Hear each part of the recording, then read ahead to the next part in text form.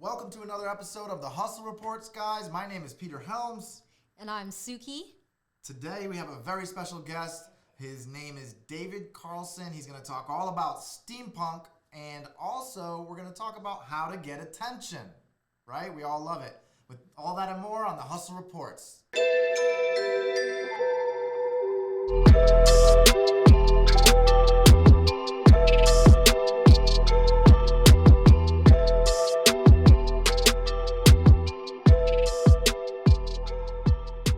All right, guys, welcome to the Hustle Reports. Today, we're going to talk about how to get that attention. I know a lot of you out there might be craving it.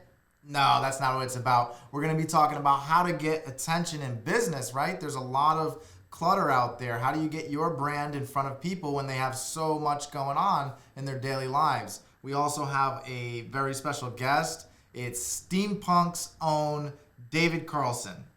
That's right. David comes to us from Manchester, Connecticut, and he's got a lot to tell us and you guys about driving attention to where you need it the most to your business, product, or service.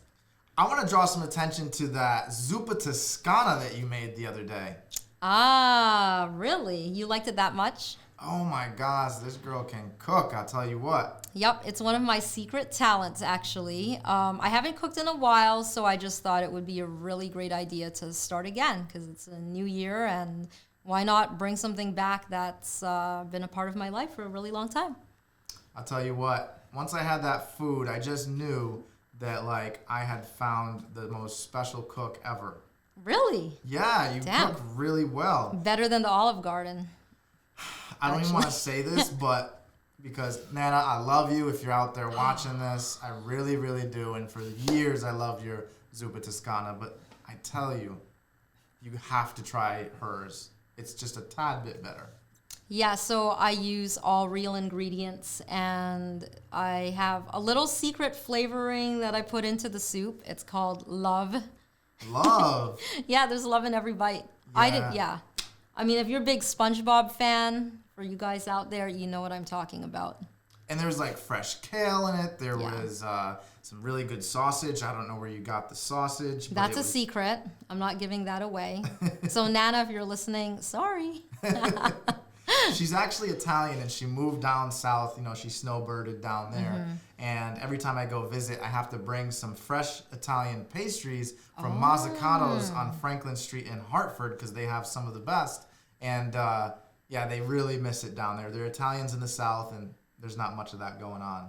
Well, I grew up with a lot of Italian kids that I went to school with, and just being in their homes, I kind of just picked up on the different flavorings and what Italian food tastes like. So here I am, years later, cooking up a storm. Yeah. And it's pretty authentic, actually. Yeah, it was really authentic. I was totally surprised. And I'll tell you what, it gave me that warm, fuzzy feeling, like a cold winter day, just some nice hot soup that you brought to the studio, and man, was it good. Yeah. Speaking of winter and all that, our guest stopped by your store midwinter this year. Uh-huh. Oh, wait, last year. It was last year, November 1st. And when I heard that David was coming on the show today, I went deep into my phone archives and found this video, which I took myself, of him and his steampunk friends caroling. You've got to see this. I know you guys may have never even heard of steampunk, but you're in for a real surprise. So check out this video. They stopped by your store. They were Christmas caroling. Mm-hmm. Nobody does that. I feel like it's a lost art, but check this out. Until we get some, we won't go until we get some. So show us some fear. So that was them caroling. Yeah, it was such a good time. That's only a small snippet, but they sang a few songs, and I joined in a little bit. And just looking around, I wish in the video I had panned to the wall decal on my store. It says, "Fuck you." So it was just kind of it's a nice... It's huge, too. It just says, "Fuck you" in huge letters. It's great. So it was just this real surreal moment of steampunk carolers with this pop art decal with the "Fuck you" lady on the wall. Pretty awesome moment. So if you guys don't know what steampunk is, it's like think H.G. Wells, think Charles Dickens. It's like this clash between the Victorian age and sci-fi. It's really cool. I'm not doing it any justice. David's gonna come on. He'll talk all about it. Yeah, let's hear it from David himself. Yeah, let's bring him on. Let's bring David on. So David, how are you doing today? I'm doing great. How are you guys? Awesome. So good to see you again after so many months.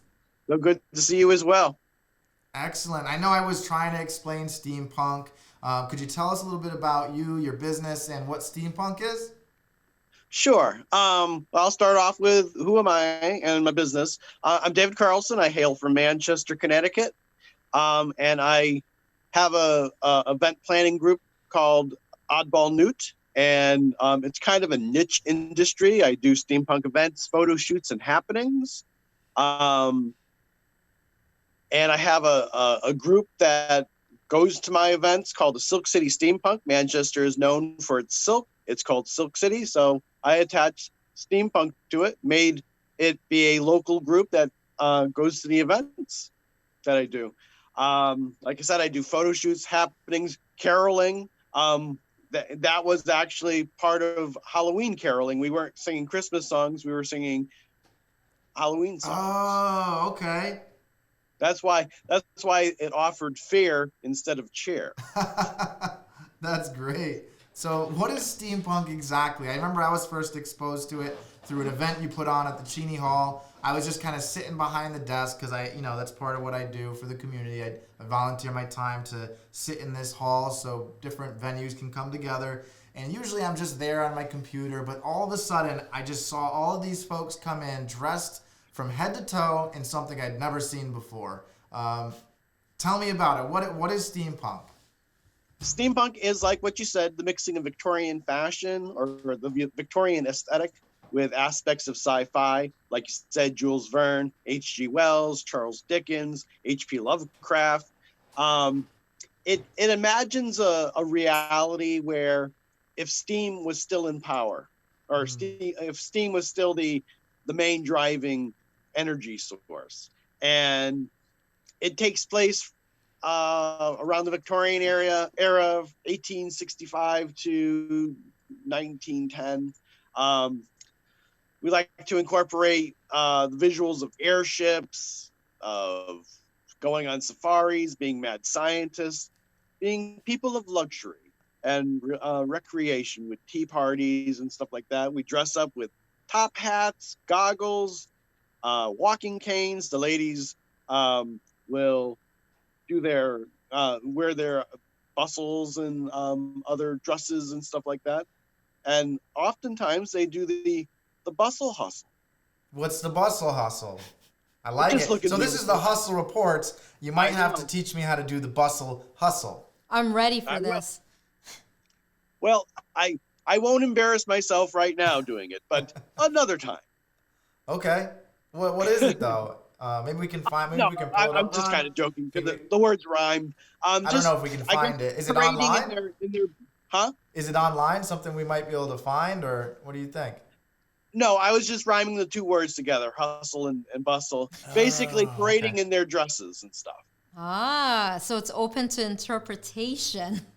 That's what that sounds like. Steampunk is very much open to interpretation. Right. There's no set thing to be what steampunk is. It's up to you. But there is some foundation of wearing top hats and Victorian outfits. Right. Well, this whole thing that you're describing is just so fascinating. From the time I met you a few years ago and just listening to you talk about it and the event group that you have, I just have to ask you, how did you get into this? Like, when did all this start? Well, I wanted to create a Victorian Christmas card one year. Okay. And so I asked around my photographer friends. At that point, I only really had one photographer friend. And he said, yeah, I could do a Victorian Christmas card. I got all these backdrops, and like the ones he showed me weren't all that impressive. So I said, I'd really like to get into an actual Victorian mansion. He says, hold on. Then he gives me a call back, says, I have a photographer friend who whose family owns a Victorian mansion that's now a funeral parlor. So I said, "Ooh, can you set that up?" He said, "I can set that up." So I went and went with me and my family, and we did a Victorian Christmas card. But I love Doctor Who, as you can see with the TARDIS in the background. I wanted to incorporate some Whovian aspects to it, which, as it turns out, is kind of a steampunk aesthetic. And so my son told me, "Dad, this is all very steampunk." I said, "What is this? What word did you just say?" He said, "Steampunk." And so I began to research steampunk and realized it was everything that I've always been into since I was a wee little child. Doctor Who, H.G. Love, not H.G. H.G. Wells, Jules Verne, and Doctor Who. So I started really looking into it, and I found events. There wasn't really a Connecticut scene, but there was scenes in New York, Massachusetts, Rhode Island. So I went to this convention up in Rhode Island, TempleCon, and just fell in love with it. And it was like a 3-day event, which I thought was very long. And I only have the attention span for only so long. So I started looking around here. There was a annual event called the Brass Ring in Bristol, and I attended that. And I started thinking to myself, I could do this. I could make these events happen here in Manchester or around me. But I didn't want to do it like a 3-day event. I wanted to compact everything into like 8 hours, because I don't like waiting around for things. And that was kind of like the low part of those events, that there was so much stuff spread out over like 3 days that you had to wait hours in between. My events, you only have to wait for the band to get back on the stage, or a band to get on stage and set up and play, or have panels. So that's kind of like my model. Everything happens immediately. Wow. And so I've been doing it for 5 years now. My first steampunk event happened at the Warregan down the road. Yes, I've heard about it, and till this day, people still talk about that event that you pulled off, bringing hundreds of people into downtown Norwich. During a blizzard. Yes. Wow. It was beautiful weather up until that day, beautiful weather after that day, but that day it blizzard. And the AccuWeather was saying it's going to snow until 1 o'clock, and then after that, the sun will come out and be good. So I was chanting that to everybody that I told. It'll be done at 1, and then the sun. And sure enough, at 1 o'clock it stopped snowing. By 3 o'clock the sun was out. By 5 o'clock is when the event started. The roads were plowed. Everything was perfect. People came from New York, New Jersey, Rhode Island, all over Connecticut, Massachusetts. So it was a fairly big success. It was a complete success. What's that? It was a complete success, because when I first came to Norwich, that's when I heard about the event. So I actually found out about you because of that event that you created. Oh, well, yeah. Norwich is a very steampunk friendly town. That's in fact, the mayor during last year's the mayor of Norwich declared it Steampunk Week there, with the caroling, and then I had a reader con type thing at the NAC, the Norwich Arts Center, called the Book Fiend Readers Fest. So there was a lot of stuff going on. It brought in a lot of people again. And then this year I'm going to have the 6th annual steampunk ball, but I'm calling it this year, instead of Stupid Cupid, I'm calling it Stupid COVID. Stupid COVID. That's so That's perfect. Great. Well, since you kind of gave a little segue into the COVID thing, how has this affected you having events? Well, I can't have big events, but I do have small get-togethers where it's mostly photo shoots and picnics. But that is great in a way to attract new members and new people to become aware of it, because if you're walking around town dressed up in steampunk, you're going to get some attention. And with that, you get new members, and builds and builds and builds. It's a perfect example of what we plan to talk about on the Hustle Report today because, I mean, you just pointed out, if you walk through town and you're all dressed in garb, in the steampunk garb, you're bound to grab attention. And that's not easy to do because people tend to block out a lot of stuff going on around them. It's a very unique way to do marketing, especially if you really think about it. I mean, I know you just want to grab members and it's sort of like a passion of yours, but this is why these events are so successful because it's so unique, so different, memorable. I mean, here I am years later too, and every time I hear David Carlson, I automatically remember that experience I had at Cheney Hall. Well, that's awesome. Awesome to hear.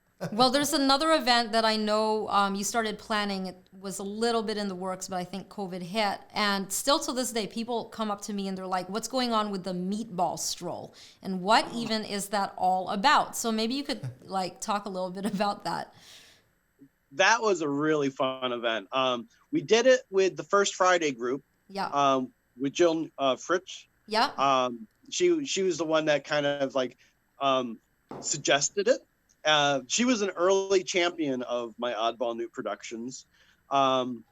So basically, I guess Norwich has some kind of history with meatballs.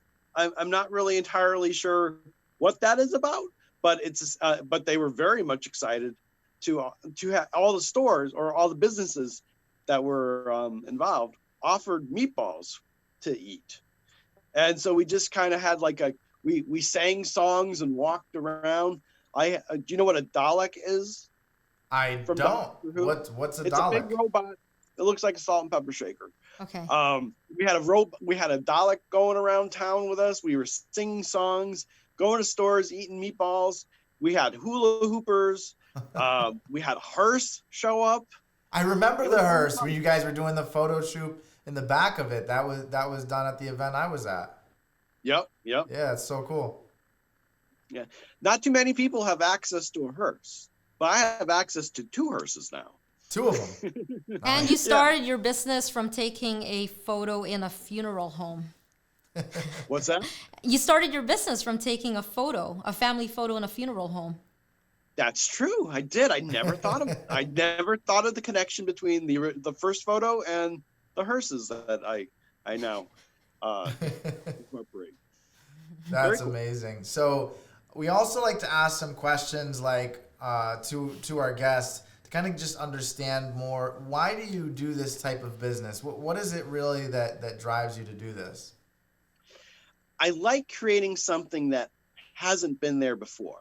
There has never really been a steampunk presence in Manchester or really in Connecticut. Like I said, when I got involved, when I first started doing this, there wasn't really a Connecticut scene. So I had to create one. And now we have in my groups, we have 4,000 members. Wow. Where can they find that? Is that on Facebook or something, or is that offline? Mostly on Facebook. I do have a web page that I haven't really been too involved in, so it's got pictures from long ago. But Facebook is where I'm most active on Oddball Newt, and then I have another page called Oddball Newt Production Presents, which is basically a page that's a calendar of the 12 months of steampunk that I do, a steampunk event for each month of the year. And then I have my Silk City Steampunk social group. That's the group that goes to all the events and stuff. And then I'm also have a new page called Fitzfire and the Beloved Son of Charles, which is now a novel that I'm writing, which I'm going to make a movie of. Really? Man, you're such a talented guy, David. All the stuff you're doing. And we actually have a video queued up that we found on YouTube. If you don't mind us playing it, to my understanding, it's something that you created. I produced it, yeah. All right, let's check that out. Let's see what it looks like. Man, interesting stuff here. I love it. Right? We work with drones. There's this one scene where we're on the green, and then it kind of zooms away up into the air. Yeah. That's my favorite scene. Okay. Yeah.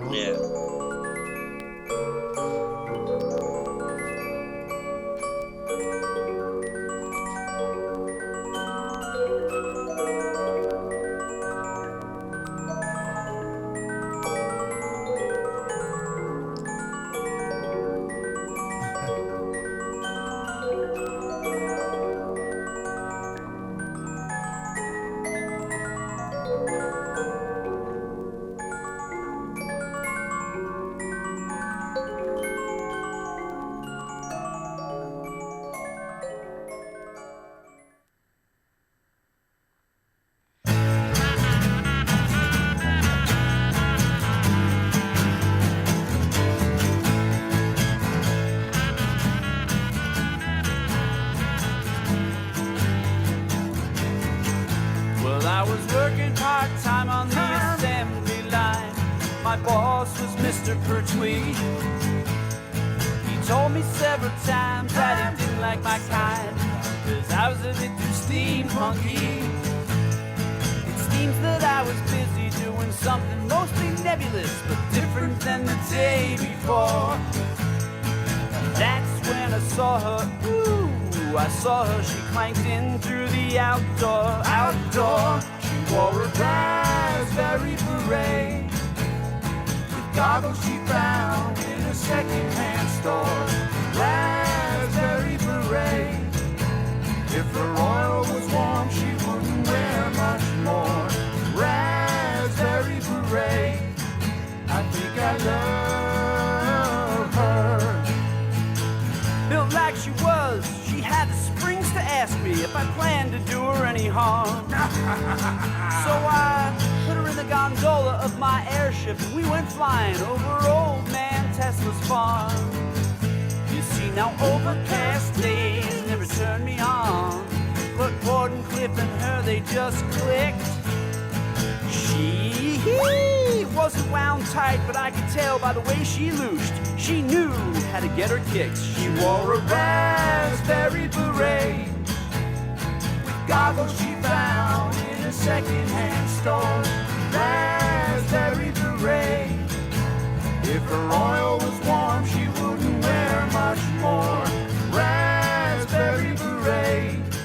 I think I love her. Purple rain, purple rain. Sounds so cool when it hits the laboratory room. And the specimens wonder who you are. Absinthe drowns out what the lightning sees. And you feel like a steampunk star. David, this Wow. is amazing. Great job on this one. Thanks. And that was at Center Spring Park in Manchester. I saw that. Yeah, lots of man, you guys look like you're having fun. Yeah, that drone shot too, huh?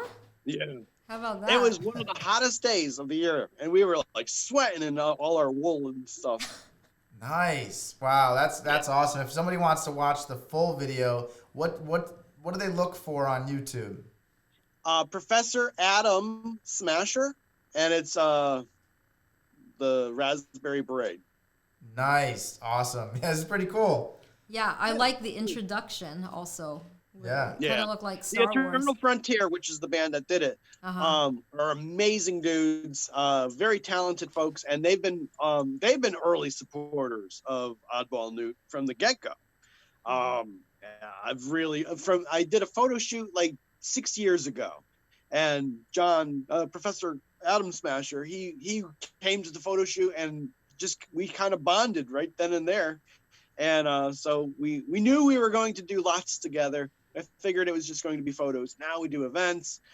He plays, or he and the Baron play. It's the Professor Adam Smasher and Baron von Zippel. Baron von Zippel. Man, there's just so much here. I really appreciate you coming on the show today and sharing this stuff. Well, thank you for having me. Yeah. But we also like to open it up for our guests, so it's not just us asking questions. Do you have any questions for us? Well, I'm sure you've already covered this, but how did you get started? Sure. So really this, what we're doing here, the podcast, I was doing a couple shows with some friends of mine. They were in their basement or in their garage doing their own shows. And they reached out to me because they knew I did marketing. So they were like, hey, we got this podcast thing going on. Before you know it, I was working with them to help produce it, bring in the right people around them. And during that process, I was like, you know what? Maybe I should do a podcast. And initially it was just me, and I was like, I need a co-host. And News Rocky, who's another one of our shows, he actually kept talking about this girl, Suki. And I'm like, who is Suki? He's like, this girl from Canada. She's amazing. You have to meet her. She puts on all of these festivals, and I think you guys would be a good match. And so I said, all right, fine, let's go meet her. I walked into her store, and I don't know what her experience was, but as soon as I walked in, I was like, yep, that's my co-host right there. So what was your experience when I walked in on that? Well, I knew who you were because for months Kevin had talked you up, and he was just telling me over and over, you've got to meet this guy, Peter. He's into marketing. He has these different companies, and you guys are very similar as far as business and building entrepreneurship culture in this area. And I've never met anyone like myself. So I just thought he was basically full of crap until Peter walked in, and immediately we just started talking about, I don't know, business. Affogato. Affogato, right. I had an intern at the time, and we were in the middle of a meeting as he really has an affinity for making these like Italian espresso ice cream drinks. So when Peter and Kevin walked in, all the attention was just diverted to, I guess, making podcasts and like this new thing that was happening in Norwich. So that's how we met, and we just hit it off, and here we are now. Yeah, that's pretty much it. It's how we got started. We spent maybe 2 or 3 hours that night just talking about all of the different ideas we had in common around entrepreneurship and developing culture and all of that stuff, economic development, all kinds of things we talked about. And by the end of that meeting, we're like, yep, we're going to do a podcast. Right, because just in that initial conversation, which lasted more than 2.5 hours, we just came up with all sorts of great ideas. It was like a brainstorming session and just talking about the same things that both motivate us, like the reasons why we get out of bed every day. Very similar ambitions, very similar goals. And so we just decided, you know what, we're going to have content for like days, months, years, and we just need to all put all that energy into shows and give it back to the people and share it with the world. That's awesome. I love hearing when about creatives getting together and meeting their tribe. You know what I mean? Yeah, I do. So as I'm like watching you speak about being a pioneer really into bringing culture of steampunkiness into southeastern Connecticut, or just Connecticut in general, your journey of how you attended the 3-day event, which led you to Bristol. I'm not sure what was going on in Bristol, but obviously like that wasn't really it. And you just had to, you know, go on a whole new course and roll up your sleeves and do what you're doing all on your own. And like, look at you now, 5 years later, like you have quite a following, and you did all of this because you have a passion for it. So yeah. One thing that kind of disappointed me or inspired me to do what I'm doing is that I do an event every month. It's sometimes small, sometimes big, but it's an event every month. And if you missed that one event, like from in Bristol, you had to wait a whole year to go to it again. So I didn't like that. I said, I want to have something every month. So I said, oh, I'll create an event for every month. And I did. Right. Oh, so David and I, we are similar in that sense, because when I first started with Global City Norwich, or even with my store, everyone was like focused on having these events once a year, like an annual thing. And I'm like, no, we got to have party time weekly, monthly, all the time. Yeah. So yeah, exactly. Definitely. That's what First Friday's pretty good for too. We have First Friday coming up actually tomorrow. So maybe, I don't know, it's a little short notice. Maybe you can attend, come down to downtown Norwich. If not, we'll see you next First Friday. Right. What's your next event, David? What's that? What's your next event? It's axe throwing in Manchester at the Stumpy's Hatchet House. And we're throwing axes and dressing up in steampunk. And that's what we're doing next. And then after that, we're going to do an art museum tour at the Athenaeum in Hartford, Wadsworth. Nice. I love the Wadsworth. Yeah, great place. Yeah, beautiful place. And then April 25th at Pie Hops, going to do the stupid COVID steampunk ball. Oh, Yes. I'm here for it. Excellent. Well, thank you so much for coming on today, David. I definitely look forward. Thank you for this opportunity. Thank you for having me. It's great seeing both of you and talking with you, and I'm sure we'll be talking with each other more often. Absolutely. Definitely. Yeah, for sure. Thank you for coming on. Thanks, Thank you. David. Have a nice one. Looking forward to tasting your soup. Oh, yeah. Yep, I'll come visit you at your shop in Manchester. How about that? All right, fantastic. I'll bring you some. All right. All right, awesome. So, wow, that's just... My gosh. That's what it's about, right? So today's Hustle Report is about getting attention using something unique, something different. Right. This guy is totally unique. He is. So I always knew he was something special, obviously, but I did not know, just how he started the whole thing and where he's at now. All the things that he's brought just to Norwich. I don't know what he's been doing like across the state. I've seen it on Facebook, but I'm not part of all those other communities. Yeah. His reach here in this area is just, it's unbelievable. Yeah, he's literally bringing steampunk to Connecticut. No joke. Right. Well, actually, we could tribute his son to really defining what his dad's doing. So I think that's pretty cool for his son to pick up on all those little characteristics and put a name on it and say, hey, Dad, what you're doing is steampunk. Yeah, I agree. Definitely got to give his son the credit. So big shout out to him for that. And man, they look like they had so much fun. Right. Yeah, this is amazing. So one of the things I want to talk about today is how to get attention in business, right? Mm-hmm. And this is for not just the aspiring entrepreneur, but for the well-established, right? Somebody who's been in business a while and they're really looking to market their brand. Mm-hmm. Nowadays, on average, there's 5,000 marketing messages that people are exposed to on a daily basis. Wait, how many? 5,000. How is there 5,000?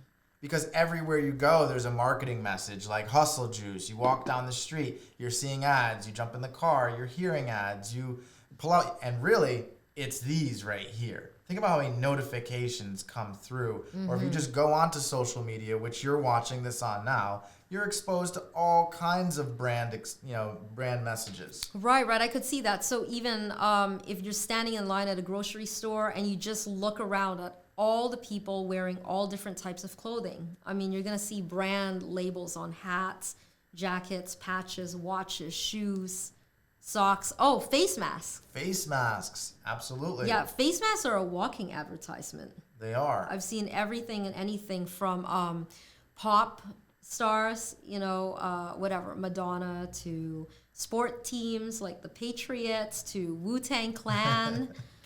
All kinds of stuff. So yeah. If you have a product or service and you're bringing that to the marketplace, maybe you're bringing it the first time, maybe you've been doing it for a long time, but nonetheless, you're going to have to be faced with this reality that there's a ton of clutter and people just sort of block this out when they're just, bombarded and exposed to so many marketing messages. That's true. Even when you use a toilet or a sink, you'll see on the handles or on the faucet the brand name of that appliance or whatever it is, equipment. Everywhere. And advertisers have this thing called share of the mind, right? So what share of the mind is this goal that marketing departments are trying to reach when it comes to their products. Mm-hmm. And if I asked you out there, think of a toothpaste. Automatically, just because I said think of a toothpaste, a brand comes to your mind. Mm-hmm. And you may not know why that is, but it's because you've been exposed to that brand many times throughout your life. So now they have a share of your mind when it comes to that particular product. That is becoming more and more difficult to accomplish than ever before. That's true. Yeah. Because there's so many products, so many brands. So what we want to talk about today is some ways to grab people's attention with your marketing message. And the example you saw with David Carlson is just one. That's very unique.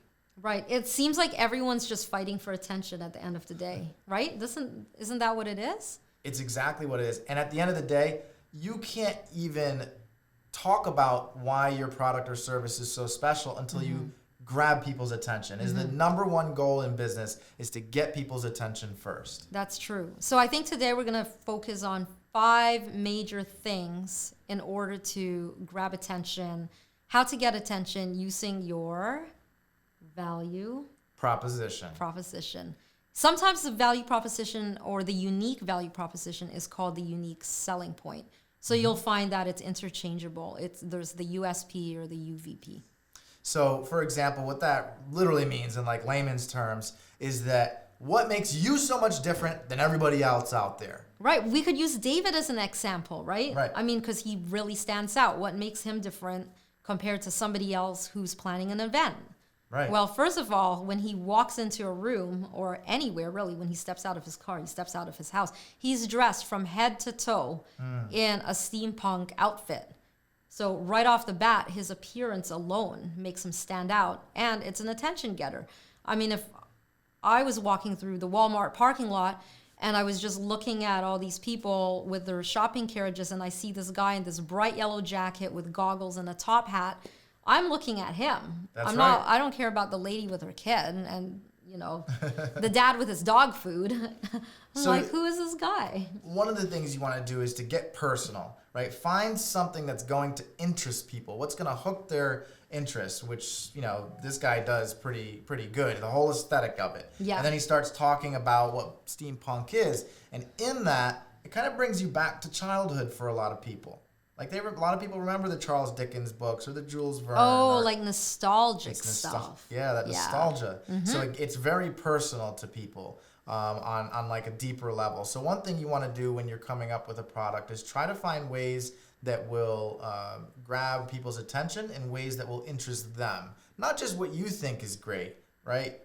But really think about the people you're trying to reach. You know what people are interested in? Other people. They are. Yeah. Well, that's why a lot of the social media platforms are blowing up, because we just have this fascination as humans to watch what other people are doing. And it's kind of like this guilty pleasure. I think it's because that's how we learn as human Yeah. beings, Yeah. right? We learn by others by watching and seeing and listening and all of that. Yeah. But I do have to say, when it comes to coming up with grabbing attention in a way that is unique, you also have to keep in mind that people listen to one radio station mainly. Oh, really? Okay. And you know go what on. this is. Yeah, okay. What's the radio station most people listen to? The one in the car? WIIFM. WIIFM. What's in it for me radio? That's true. So as you're grabbing attention, like there's a lot of different ways to You've grab told me this before. it. Yeah, we've talked about it. Definitely. For Yes. sure. So there's a lot of different ways to grab attention, but not all attention is good or going to lead to growing your product or growing your brand or your company. You have to consider the audience you're trying to reach. So keep that in mind. People listen to WIIFM. Yeah, so whenever I'm listening to someone talk, I'm kind of like this. Even if I'm sitting up, right, like in my head, I'm like, what's in it for me? Like, what can I get out of this conversation? And if within like 8 seconds I'm not interested, I'm like, yeah, okay. Anyways, like I'll start listening when you have something valuable to say that I'm, can connect with. For sure. Yeah. Now, when I was in school as a kid, I was very disruptive. Okay. Right? I was very disruptive oftentimes because my mind just went in all different places. And I got bored with some of the material that was being taught. So that kind of brings us to our next sort of point I want to make, is that if you want to grab people's attention with your product or brand, you need to disrupt the market. You need to do things out of the ordinary, grab people's attention, be loud, be noisy, just go ahead and push the limits. Get really, really creative. There's a whole form of marketing called guerrilla marketing. Like, for example, let's say you're a restaurant and you want to promote a club night. Okay. A club night. This is Yeah. a very practical thing you could do. You could go into other restaurants, right? Get some little flyers printed up, just little ones, that promote your club night. Go into there and just hand them all out, quick. Get in there, 5 to 10 minutes, and get out. Because once it gets back to the owner, they might be a little upset that you're promoting. That's one way, right? Or you could dress up in steampunk and stand outside of the club as people are waiting to get in line and just hand everything out. You're going to have their attention. Right. So I'm not sure when guerrilla marketing was coined, but that's something that as humans we've been doing since the beginning of time. All that stuff like hear ye, in the courtyard or in the medieval times or even before that. That's how people would get messages across the land Yeah. for generations. So I guess we've all been guerrilla marketers at some point in time in our lives, right? 100%. And on social media is a great example. So let's say you're going to use social media. Don't just put out this boring cookie cutter content that's just like stock photography or everything. Create some like really unique videos. Like yell at the people right away. Be like, hey, I need your attention. And then like take that video. Yeah. And then go into your thing. It could be as simple as that. That's being disruptive. Definitely visual communication works way better than a bunch of boring words that are just listed on this piece of paper. No one wants to see that or read that. That's work. Yeah. I'm not trying to do more work. I'm trying to have a good time. Yeah, absolutely. Or you could take you could create like a circle sticker of a pancake with eyes and a mouth. And out of the mouth it says, flip me over, because pancakes like to be flipped over. Paste it on like campus poster boards or on stop signs or somewhere. And so like they have to actually flip it over. And Have when they you flip over the tried pancake, this? No, I just made it up. Oh, I'm so going to do that. You know what I'm going to use it for? The hustle reports. The hustle reports. I'm going to make a pancake on a piece of paper, and it's going to say, just like you said, flip me over. And on the back side, it'll say, and watch the hustle reports every Tuesday and Thursday at 8 p.m. Boom, mind blown. That's called being disruptive. Wow. That's grabbing someone's attention in a very unique way. Because who's not? Like, let's say you put it on stop signs and you make it a magnet, right? You just make the center part of the magnet have the message in it on the back of it, so it still sticks. Like, you know, why on this stop sign? It's going to grab their attention because it says stop. Yeah.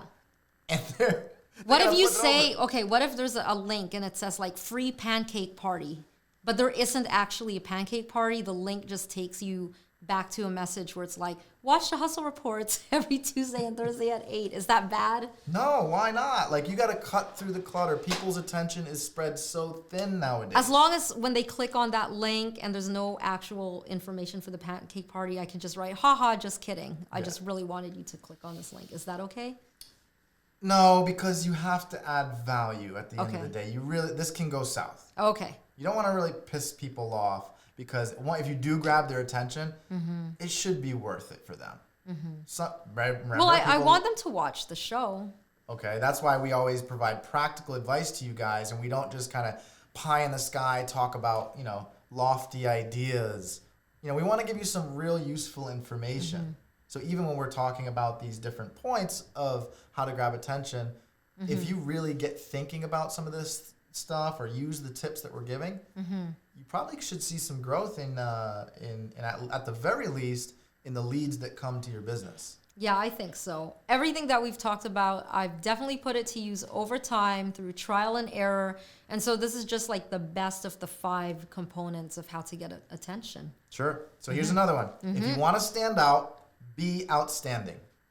What do I mean by that? What do you think that means? Don't just stand back in a crowd and expect to get results. Like really, you got to put yourself out there. Like even if you're in a class, right? And if you want to get the attention of the teacher, don't sit in the back of the class, sit in the front. So every time, you're called upon to answer a question or something, you're right in the teacher's face. So also, this could go 2 ways. So if you're a really good student and you need extra help, the teacher's already familiar with you and they could let, a few things slide if you're not doing so well on tests or whatever. 100%. That's a great way to put it. It's true. That's how I got through school. So I think you're outstanding, by the way. Thanks. And is it my outfit today? it is. It's so Yes. unique. Look at this. I've never seen anybody wear anything like this before. It's the best $7 I've ever spent. $7. $7 for the top and the bottom. There's crosses. There's Mary. Wearing glasses. Wearing She's got, sunglasses. Yeah, she's got sunshades on. Maybe Gucci, maybe Tom Ford. I don't know. Yep, she's in her little spring outfit. So Yeah, so dope. So the last thing I want to talk about, and this is kind of piggybacking off of Gary Vaynerchuk. I'm going to unpack what he says a little bit. We're going to unpack what he says a little bit. He talks about day trading attention. yeah, What does day trading attention mean to you? maybe when you trade attention to get something out of it. Yeah, absolutely. People's attention is like, so in day trading in the stock market, right? I know, it's like currency. So instead of It is. using money, okay, because you're using the stock market as like a symbolic example, right? So when you trade attention, you're not actually using like money or a type of currency. So just let's pretend that attention is the currency. Yeah. So if I'm going to give you attention, what am I going to get out of it? That's right. That's what it's all about. That's what now when you grab someone's attention, remember I said before, people listen to the WIIFM, you have to give them value, right? Okay. And the economy is all based on value exchange. Okay. Right? And in a world where we're day trading attention, we're exchanging ideas and information, and that information should stick with the person, should have some substance to it. There's a whole book on this called The Attention Economy. Really? Yeah. I should read that. Yeah, everybody should read it. I didn't read the whole thing. I did like the brief over of it. I kind of got the thesis, Okay. but it's where we're at. Look, if you have a product, a service, a company, a brand, an idea, whatever it is, the first thing you need to really brainstorm about is what makes you so much different than the other ones who are already doing it. And then once you kind of have that, you need to wrap it in what's called content experiences. Right? It's not all about that offering. It's about the experience you give people through the content you deliver, offline or online. A perfect example is what she's doing. If you've ever been to her store, right? Yeah, she's got all this streetwear. It's, she's one of the only people who do it. That's her unique value proposition. At least she's one of the only in the area. However, the content experience that grabs the attention is the store itself. That's also wrapped inside of a co-working space. That's also wrapped inside of a community that's looking to revitalize and grow. It's those experiences around the fashion and streetwear that really make her value offering unique. Yeah, that's true. So online, I'll post in the stories sometimes, like a t-shirt or whatever, or a hoodie. And like you could get t-shirts and hoodies anywhere you want. You could go to Walmart, you could go to, online, you could shop on StockX. But when people come into the store, they're getting more than just the value of like a piece of fabric with a hood on it, or that, you wear as a shirt.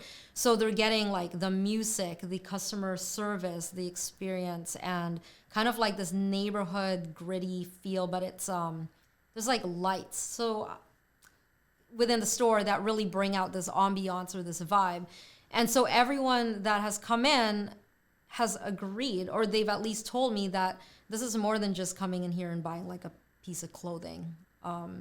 They're getting a lot of value for the dollar that they're spending. So yes, I will grab attention, but if they come in and they're just like, hey, your place is dirty, like it's all boring and shit, like no one talks to me, everyone treats me badly, I'm just going to go somewhere else and spend my like $200. Yeah, people want more than just the product you have to offer nowadays. Yeah. They want a whole experience with it, right? So like there's this restaurant I love to go to. It's a breakfast spot. And when I go in there, there's a yellow brick road that goes to the back of the restaurant with an art gallery.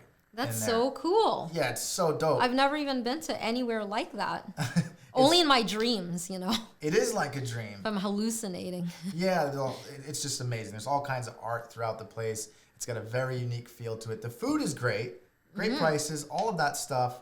But the thing that makes it a whole experience and why I don't really choose the place next door, Okay. which has just as good of food, has just as good prices, but they don't have the experience. So you said this is a breakfast place? It's a breakfast spot. So right, like I could make my own damn breakfast, right? I don't need to get someone to make it for me. Like eggs are relatively cheap and like 2 pieces of toast. But if there's a yellow brick road and some art in the back, hey. Yeah, so that's what we're going to wrap up with today. Follow the yellow brick road, i.e., figure out how to get attention and set your brand apart from everybody else's by creating content experiences. Right. So that's all we have for today. You have any closing remarks for Hustle Nation? I do. If you want to stand out, be outstanding. 100%. So we appreciate you out there, Hustle Nation. Big shout out to all of you. Thank you for tuning in. Please give our Facebook page a thumbs up, a like, and a follow. Check us out on YouTube. If you'd like to just get the audio experience, make sure you go on to Spotify, Apple iTunes, Pandora, and look us up at The Hustle Reports. And share. Absolutely. So we appreciate you. Bye for now. The best is yet to come, my friends. See you next time. Bye.